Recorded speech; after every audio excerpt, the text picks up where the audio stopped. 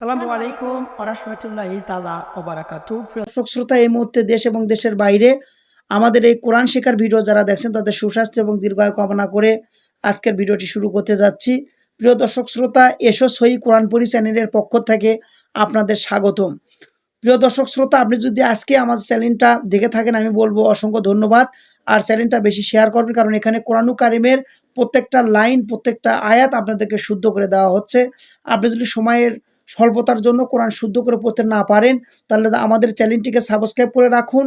কেননা আমরা এই চ্যানেলের মাধ্যম দিয়ে নামাজের প্রত্যেকটি সূরা এবং কোরআনুল কারিম প্রত্যেকটা সূরা আমরা শুদ্ধ করে দেওয়ার জন্য চেষ্টা করি। তো আজকে আলোচনা করব 24 নম্বর আয়াত থেকে সূরা বাকারার 24 নম্বর আয়াত থেকে আমরা 25 নম্বর আয়াত পর্যন্ত তেলাওয়াত করার, শুদ্ধ করে তেলাওয়াত করার চেষ্টা করব। তো কথা না বাড়িয়ে চলুন শুরু করা যাক। বিসমিল্লাহির রহমানির রহিম। ওয়াবাশশিরিল্লাযীনা আমানু ওয়া আমিলুস সলিহাতি আন্না লাহুম জান্নাতিন তাজরি মিন তাহতিহাল তাহাতিহাল আন আনহার। ওয়াবাশশিরিল লাযী, এখানে টানবিন হলো এক আলিফ মাদে আসলির জন্য, যেরকম এক সেকেন্ড। তারপরে না আ এক আলিফ টানবিন মাদে বাদল। মা নু, এখানেও এক আলিফ টানবিন মাদে আসলির জন্য। এখানে আসেন ওয়া আইনটা গলা চিপা আদায় করবেন হলকের মধ্যে হতে। মি লুস, মাঝখানে অক্ষরগুলো বাদ দিবেন, এরপর কিছুই নাই, সুকুন তাজদিদ। তাহলে লু লাগবে, সাথে সাথে লুস। স স লি হা এক আলিফ টানবেন, এটা মাদে আসলির জন্য। তি, তারপরে বলবেন আন, নুনের ওপর তাজদিদ গুণ্য করা ওয়াজিব। এখানে বলবেন আন্না আন্না লাহুম লাহুম জান, এখানেও নুনের ওপর তাজদিদ গুণ্য করা ওয়াজিব, এক আলিফ টানবেন।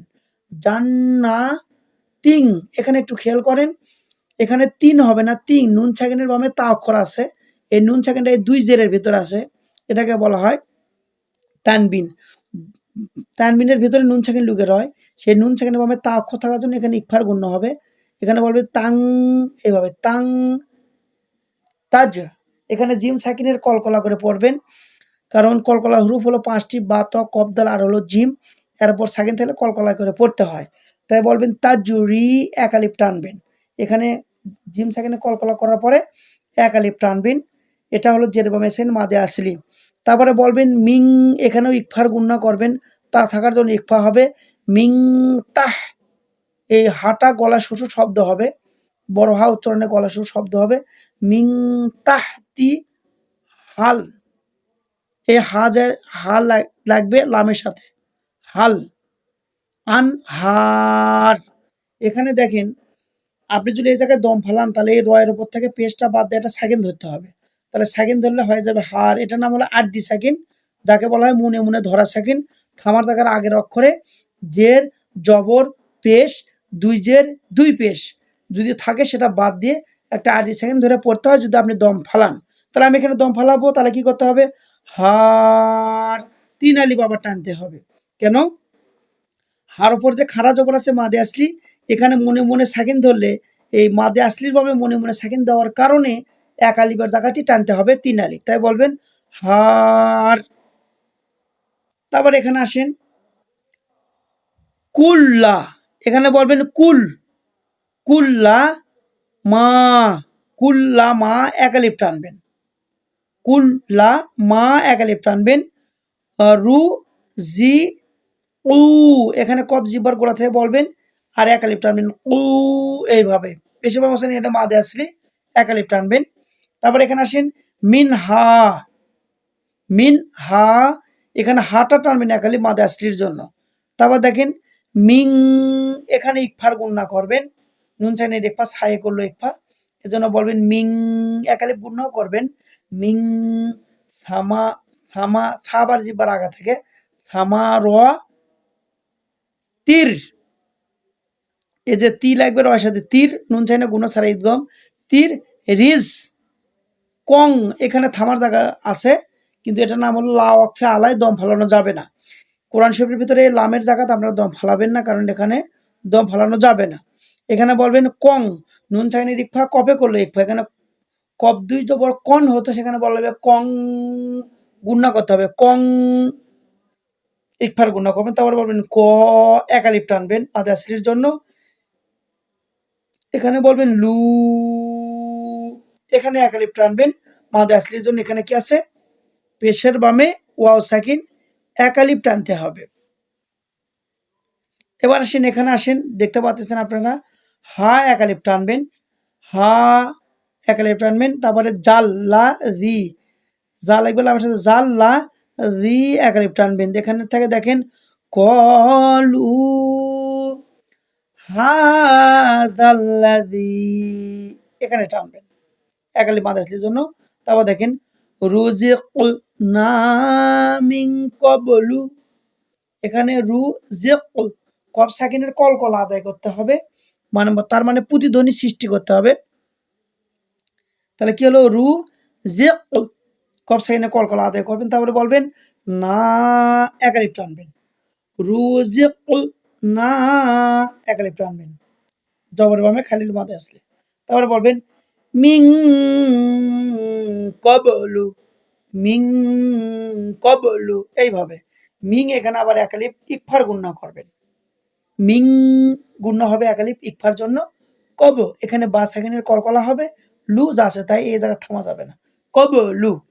তারপরে বলবেন ওয়া উ তু, ওয়া উ তু, তু টানবেন একালিপ, পেশামা হোসেন এটা মাদে আসলি একালিপ টানবেন।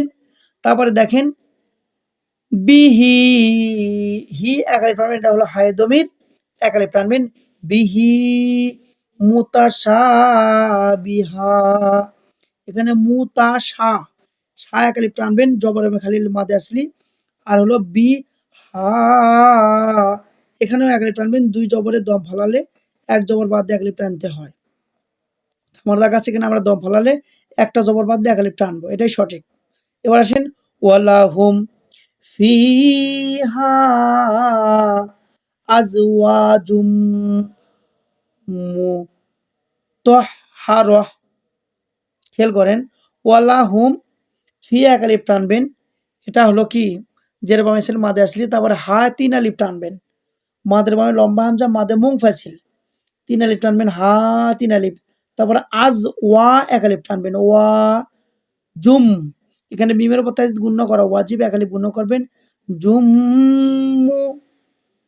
তহ, তহ হা রহ, এখানে তো লাগবে হাসাতে তহ হা, তারপর র লাগবে হাসাতে রহ। এখানে যদি আপনি দম ফালান, সেক্ষেত্রে এই দুই পেশ বাদ দিয়ে একটা সাকিন ধরতে হবে, তাই বলতে হবে রহ, গোলতায় দম ফালালে হাওয়া আর জি সাকিন হয়ে যায়। আর যদি দেখেন যে না আপনার নিঃশ্বাস আছে এ পর্যন্ত যেতে পারবেন, তাহলে এখানে বলবেন রাতুওয়াহুম ফিহা খালিদুন, এভাবে পড়তে পারেন। তাহলে আমরা এখানে কি করব, দম ফালালে সাকিন ধরে পড়বো, না ফালালে যা আছে তেমনই করে পড়ে যাব। তাহলে আমরা এখানে কি করব, যদি দম ফালাই তাহলে ওয়ার উপর থেকে তাজদিদ বাদ দিয়ে পড়তে হবে, খালি বলতে হবে ওয়াহুম।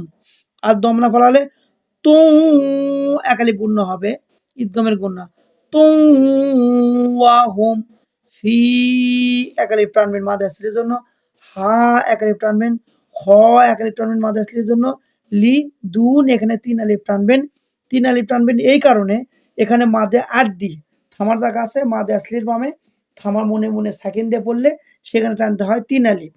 তাহলে কি হলো, এখানে এখান থেকে দেখেন ওয়ালাহুম, ওয়ালাহুম ফিহা আজওয়াজুম মুতাহহারাহ, দম ফলালাম, আর দম না ফলালে মুতাহহারাতু ওয়া হুম ফিহা খালিদুন। যেভাবে বুঝে দিলাম, এর মধ্যেও যদি আপনাদের বুঝতে কারো সমস্যা হয়, প্রবলেম হয়, অবশ্যই আমাদের কমেন্ট বক্সে জানাইয়া দিবেন। ভিডিওটা বেশি বেশি শেয়ার করবেন, কোরআন কারীম হওয়ার কারণে আপনার আমুলনামায় সৎকার জারি হিসেবেও আপনি সওয়াব পাবেন। তো ভালো থাকুন, সুস্থ থাকুন। আসসালামু আলাইকুম ওয়া রাহমাতুল্লাহ।